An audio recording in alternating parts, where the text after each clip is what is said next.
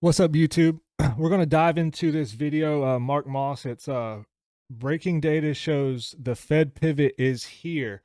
So I'm hoping he's got some evidence that says the federal government is actually going to be pivoting instead of raising interest rates. Hopefully, we're going to see them pivot and lower interest rates, which means risk assets go up. We want number go up. That's what we've been waiting for like 2 years or about a year and a half. This has been a pretty brutal bear market. So let's listen to what Mark has to say about the federal government. Breaking news tells us the Fed pivot is here, and you better do this right now. Now, the Fed just got the green light it needs to turn back on the money printer, and it's happening right now, so you better get ready. Now, while all eyes have been on the Federal Reserve and Jerome Powell to understand what comes next for our money, our purchasing power, our retirement accounts, our home values, and every other investment and asset we own, it was another government decision that changed the rules and gives the Fed the political cover they need to stop the monetary tightening stance and go back into an easy money policy. Yes, the long anticipated Fed pivot is right around the corner, and I'm taking action, and you might want to also. So in this video, I'm going to explain the rule change that was just made that gives the Fed the political cover it needs to go back into easing. Yes, a pivot.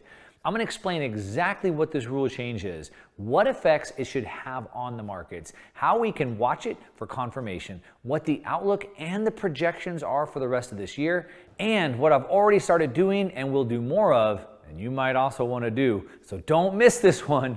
Let's go. All right, welcome back. If you're new to the channel, my name is... What does he know that I don't know? This is going to be exciting. Mark Moss, and I make these videos to change the way you think about money, because if you're not getting the right data, you're not making the right decisions.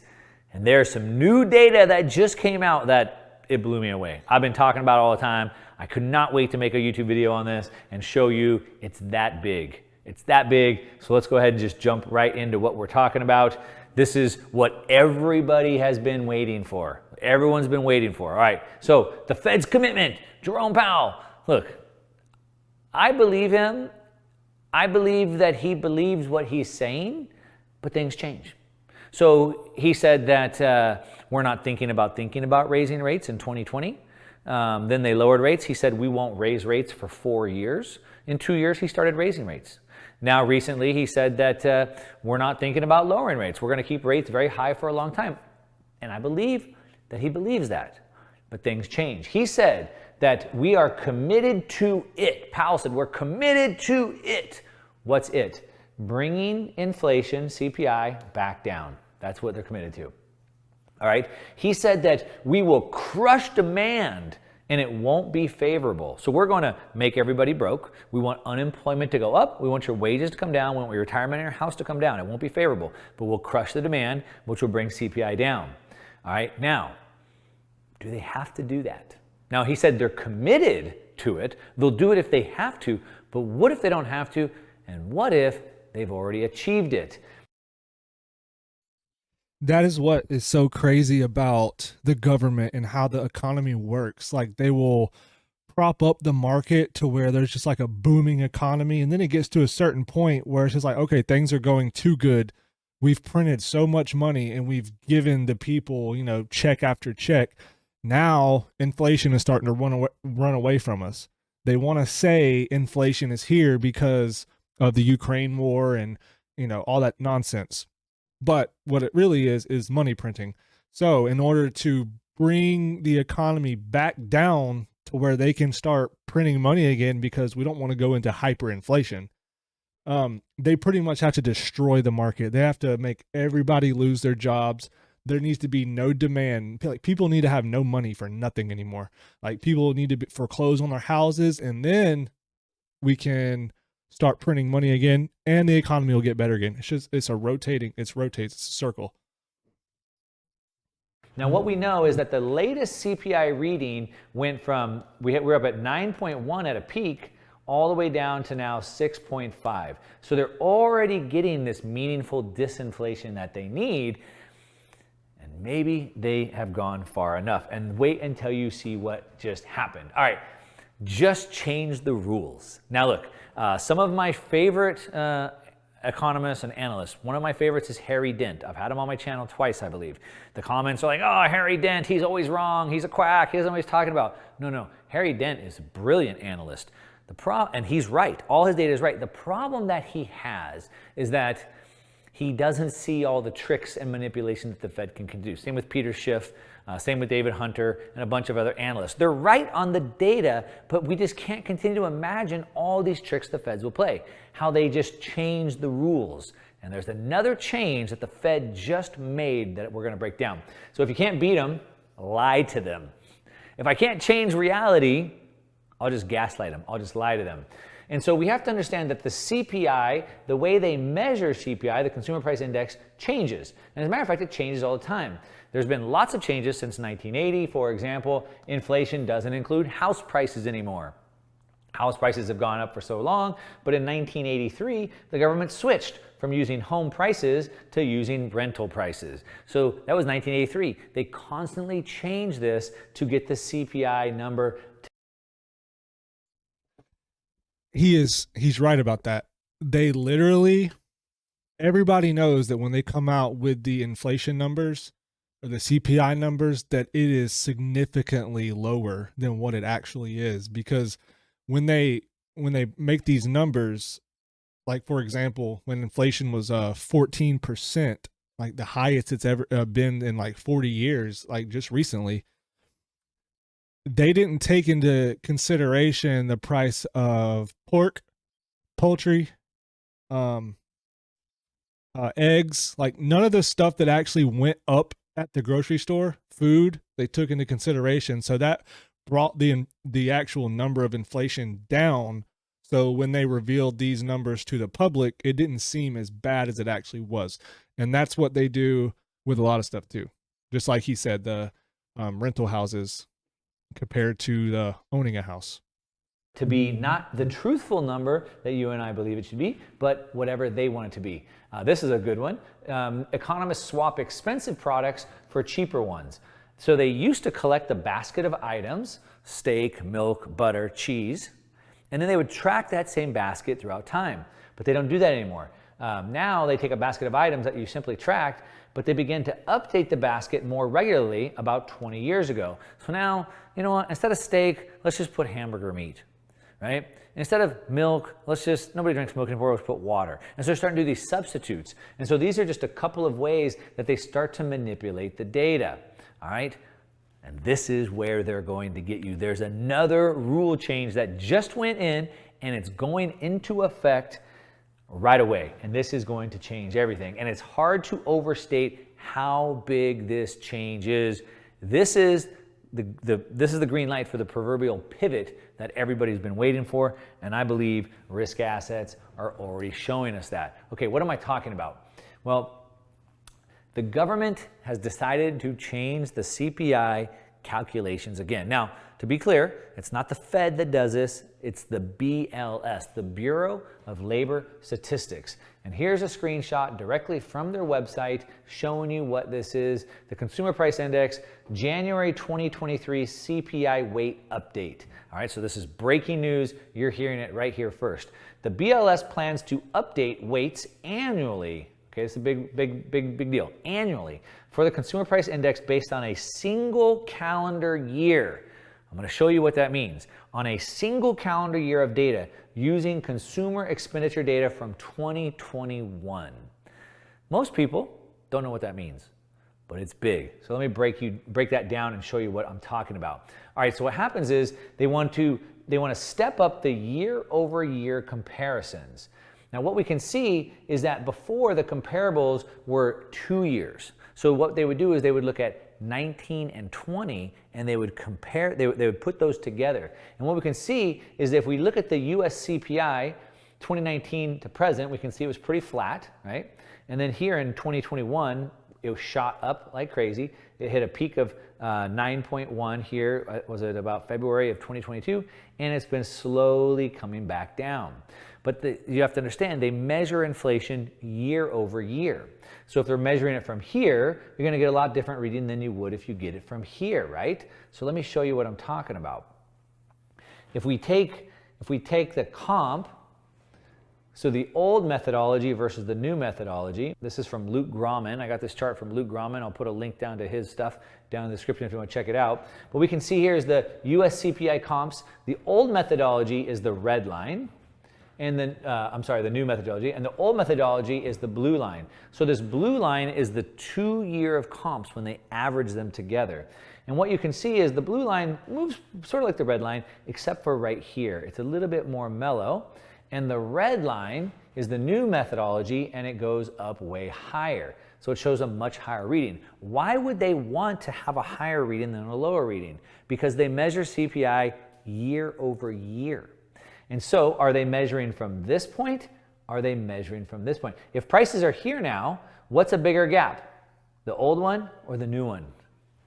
See, it's a trickery. Now, what does that mean? That means if nothing else changes, let's say that they don't do anything to bring inflation down. Let's say that the prices stay exactly the same. If nothing else changes, CPI is going to fall. That's what it means. Remember, they've been committed to it, getting CPI numbers down.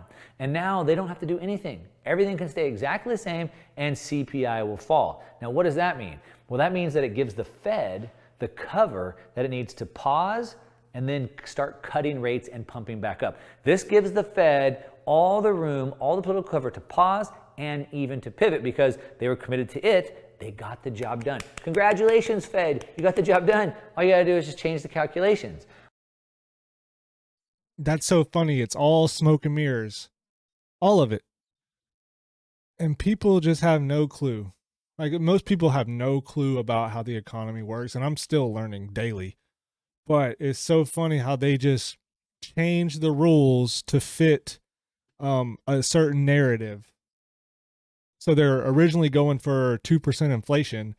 I think they're like at 7 or 6 or something right now. So if we can't get there quick enough, what are we going to do? We're just going to change a few rules here, change a few rules there, because the government is like a heroin addict. They are addicted to printing money because all the money that they have, or a lot of it, is in assets, stocks, crypto, housing. So when the prices of all those go up, everybody's rich. When it goes down, everybody's poor. So they're trying to figure out how to speed this process up. Very interesting.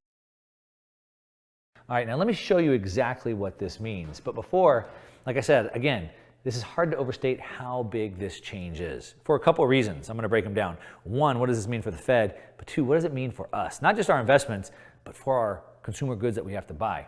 Like I said, this is very, very big news. So what happens? Well, what we're going to see is that the March CPI data should start falling very, very sharply. Like I said, it's already started falling very, very sharply. I think in March it starts to fall. By May, it should fall by 2 to 3%. And by December, it could fall by as much as 3%. Remember, we're measuring off of the old number. So all we have to do is see what the old number was and assume that it stays the same. And we can figure out, we can chart or project where that rate will be. And what we can see is that it starts falling really fast. Here's January, here's March, and here is basically December right here. We're at minus 3%. This is how fast CPI can change starting this month. So by March of this year, by the end of Q1, we'll see CPI coming down by as much as 3%. So if we're at 6.5 right now, without doing anything else, we bring it down to 3.5%. Now, given the trajectory, CPI is already coming way down. We were at 9, now we're at 6. Let's say that by March we're at 4.5. Well, now we might actually have, with a new blended number, we might be at 1.5 or 2%, exactly what the Fed wanted. Now, if we get down to 1.5, what does that mean? That means we have deflation, and the Fed we have to print. We have to pump the markets back up. This is what this means. It gives them all the cover to do what they need, even if nothing else changes.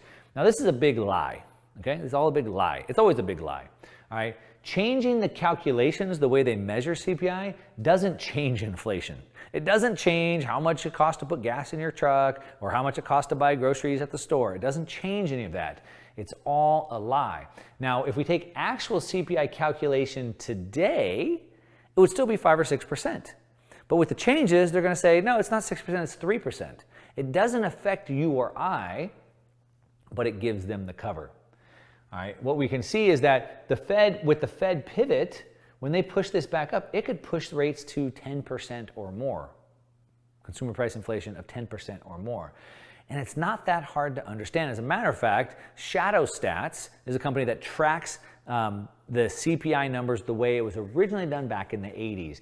And if you go back to the way they calculated it in 1988, inflation today is actually 15.6%, not the 6.5%.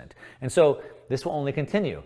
They'll continue to tell you inflation is lower than it is, just like they've always done before. So it doesn't make things better for you, doesn't make things cheaper for you, but it gives them the cover they need to pump things back up. Okay, so a soft landing. Here we got Jerome Powell making it rain, right?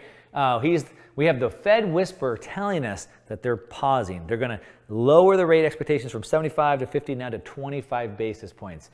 With this change, it's already done. I showed you the screenshot from the BLS website. With this change, and we already know where it's going because we can see where they're measuring the year-over-year inflation from.